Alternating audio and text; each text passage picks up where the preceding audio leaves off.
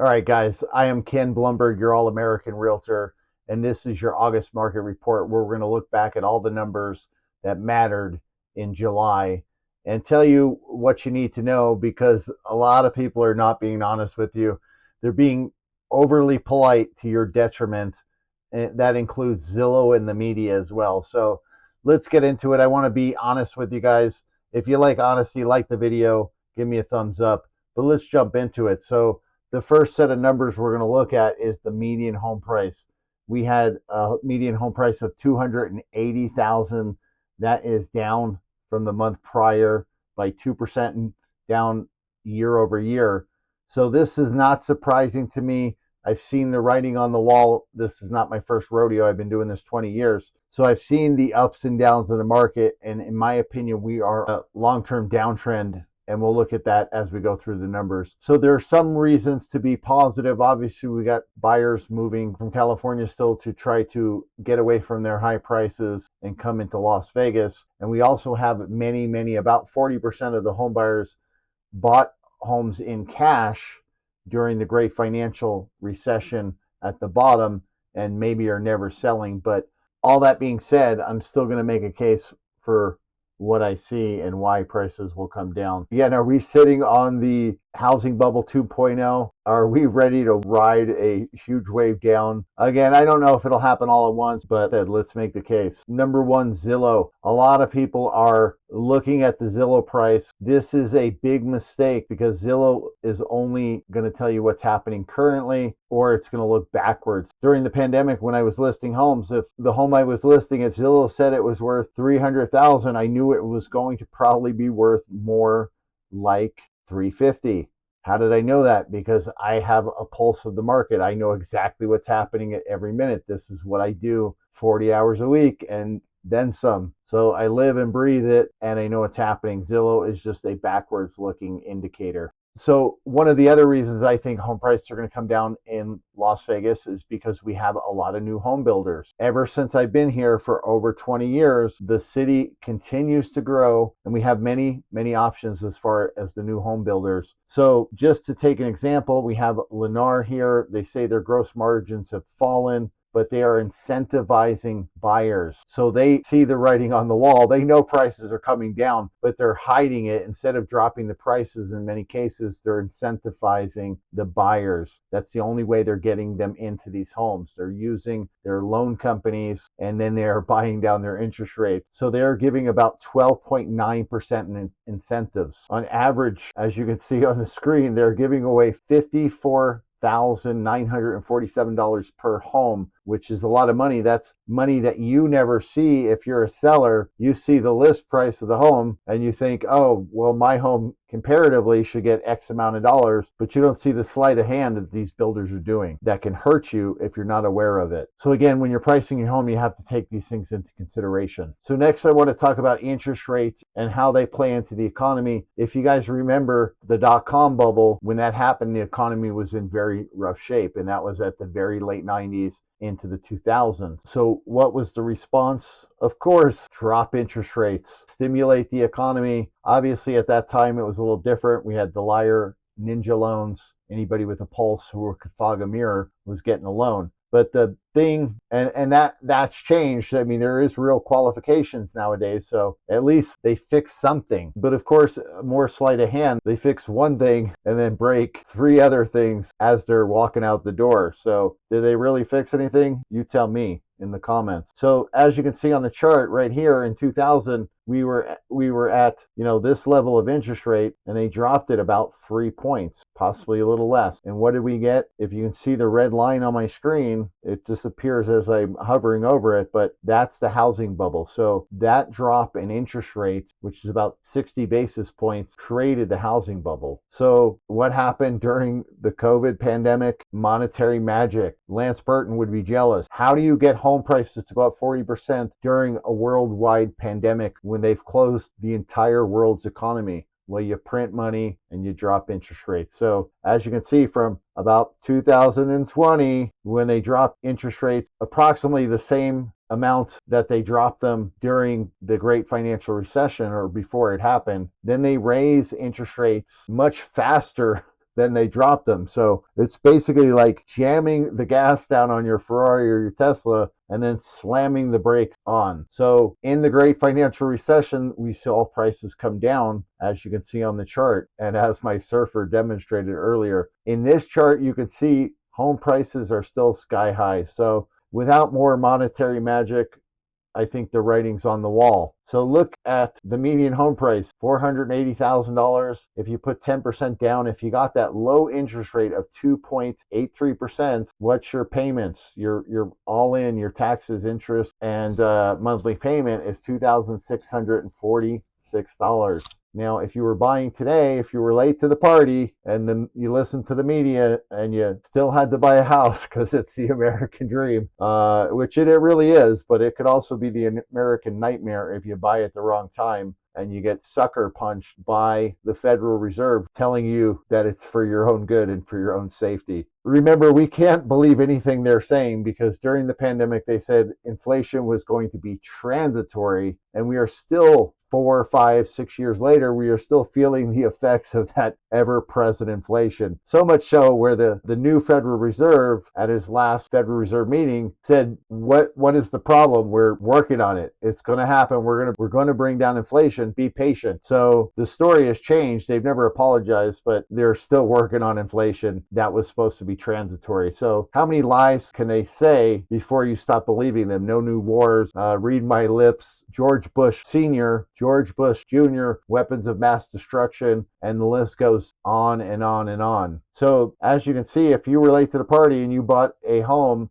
at 6.77, which is the interest rates today, not even the highest point we hit, your payment is going to be $3,672, not even including HOA fees, which leaves you much more vulnerable if the economy is to shift in any way, if you're to lose your job, if you're getting less overtime. And it's definitely going to weigh down on home prices among the other things we just talked about. Next, here through my Reventure app, you can see before the pandemic, you just needed $66,000 to buy a home in Las Vegas. After the pandemic, you're looking at more like $108,000 to $118,000 at the high. Now it's coming down a little bit. But again, if you have those kind of wage gains, then tell me what you're doing down at the casino, or maybe you have a money printer like the so-called elites in our government do. So clearly you can see that wages have not kept up with the cost of living and the expenses to buy a home, not even close. So again, that is going to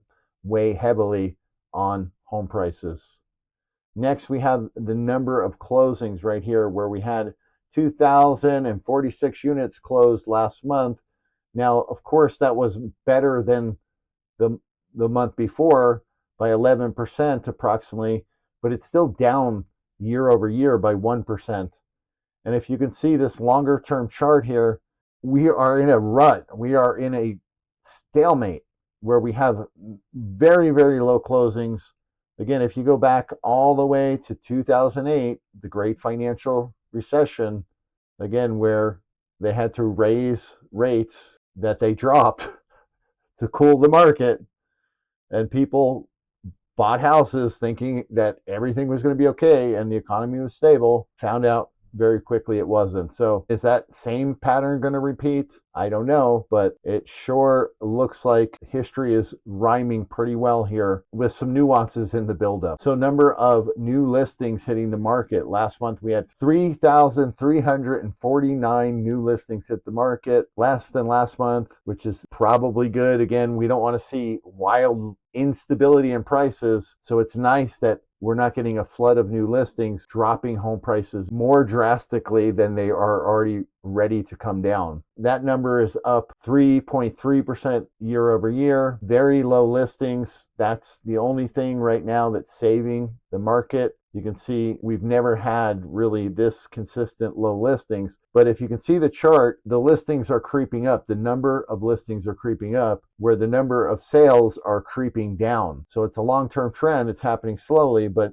it is happening. Well, next you have the number of foreclosures, especially in those latecomers to the party like we talked about. They're inching up. The FHA foreclosures have hit 11.52%. All foreclosures across all loan types are creeping up. So that is definitely a bad sign for the economy. It's definitely going to weigh on prices. Availability excluding offers. So more homes on the market. You got 4.1% from last month and 4.1% year over year. As homes pile up, buyers can be more choosy and they can negotiate harder and drive prices down. So the same thing is happening in the condo market, where you have more inventory year over year on a consistent basis. And you can see right here on this chart, national home prices have not gone negative, but they are going down in many markets. And it is very conceivable, again, especially if you live through the dot-com bomb and if you live through the Great Recession, why people don't think home prices could go down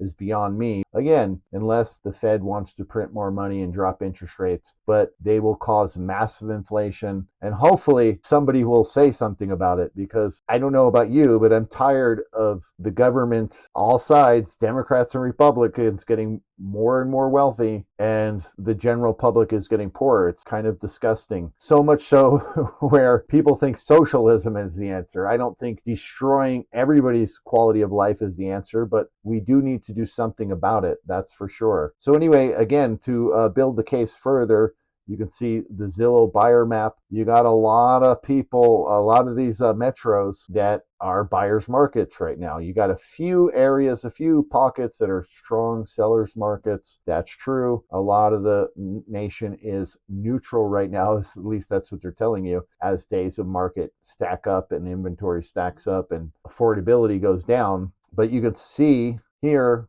now we're supposed to be neutral. We were in a huge seller's market. Typically what goes up must come down. It is a law of physics, which leads me to effective months of inventory. Right now we have 3.6 months of effective inventory. Now that's 17.2% higher than it was last month. So if you think the summer selling season is going to save you, then I don't know what to tell you, but you need to save yourself, right? Price reduction is the order of the day, or just rent your property. Again, if you don't want to sell it, that's not a problem. At least not for me.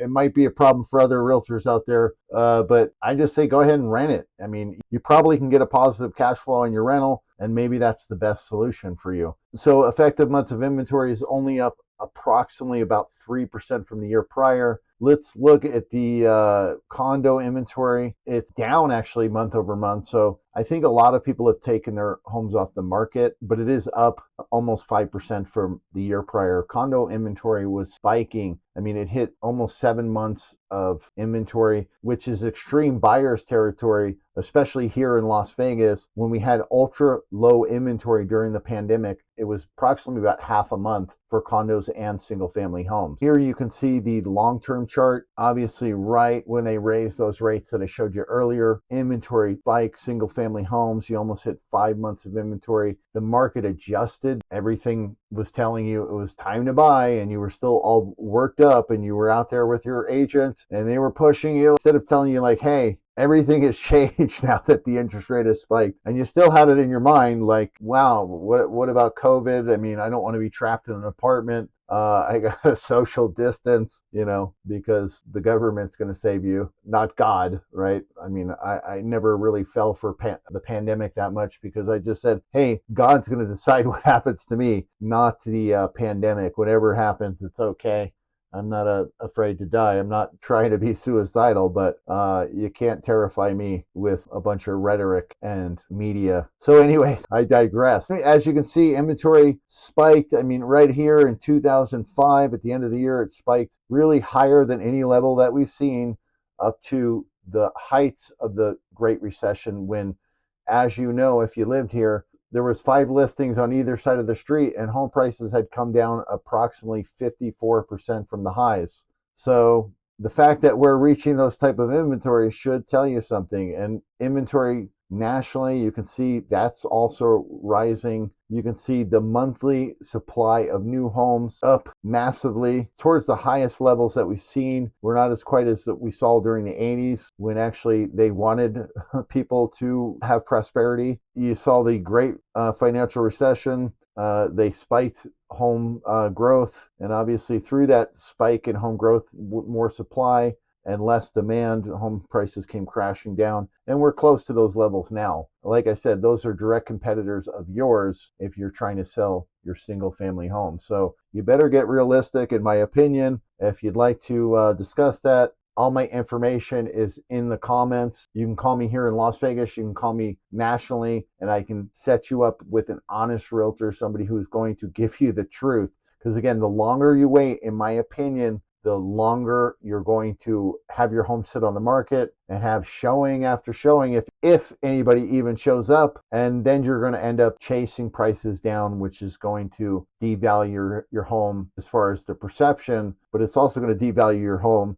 And instead of selling it for what you can get now, you are going to ride the price wave down. So guys, that's it for this video. That's my take on it. We had a long way to go and a short time to get there. Hopefully you stuck with me. Give me a thumbs up on this video. Subscribe to the channel. I'm always going to give it to you straight. We need to stick together. Send this video to somebody who you think does not understand the economy and you think they're going to probably lose a lot of money if they are already struggling with their home right now. Send them this video and hopefully educate them. And let me know if you agree with me or if you have a different opinion about what's happening. But again, my prediction is a long 3 to 5 year downtrend in home prices unless the Federal Reserve decides to pull a rabbit out of their hat once again and perform the biggest magic trick and the greatest wealth transfer that the world has ever seen again, in addition to what they already did during COVID. All right, guys, again, thanks. See you on the next video.